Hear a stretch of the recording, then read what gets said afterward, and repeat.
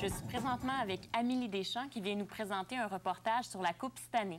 Bonjour Amélie. Bonjour Isabelle. Ça va bien? Ben oui. C'était la première fois que tu allais à ce Oui, ce c'est la tournoi? première fois que je faisais l'expérience de l'improvisation comme ça. Je pense que c'est pas dans le cadre d'un cours d'école, là. C'est vraiment Non, un non, c'est projet parascolaire. personnel. Oui, oui, Donc, est-ce que tu as aimé ta première oui. expérience? Oui, j'ai bien aimé ça. C'était très drôle. D'ailleurs, on va voir ça pendant mon reportage. Donc, allons voir le reportage d'Amélie Deschamps pour la Coupe cette année.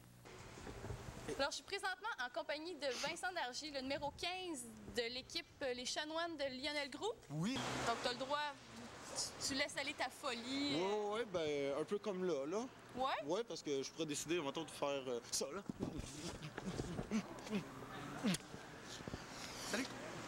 Donc, c'était Vincent Dargy, numéro 15 de l'équipe des Chanoines de Sainte-Thérèse. Nous sommes avec Amélie qui vient nous parler de trous, Mais des trous dans le corps, Isabelle, attention.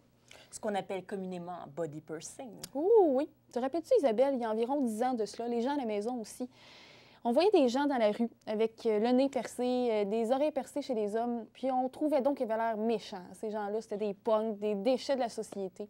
Mais aujourd'hui, ces gens-là... C'est différent. Hein? Maintenant, Ah oui. si vous n'avez pas de body piercing, vous n'êtes pas à la mode, surtout au Cégep du Vieux-Montréal. Ben oui, les gens sont percés de partout, les sourcils, les lèvres, le nez, hop, hop, hop, les perçages, toi. Donc, allons voir cette grande opération. Quels sont les soins, Christian, en fait? Bien, tout dépendant du perçage.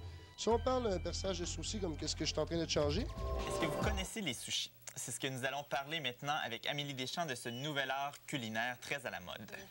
Alors, Amélie, parle-nous un petit peu de ce que tu as appris là, au sujet des sushis. Ben, en fait, ce que j'ai appris, c'est que ce que les gens croient être les sushis, les algues avec le riz au centre puis le poisson cru en plein milieu, on n'appelle pas ça des sushis. En fait, on devrait appeler ça des makis.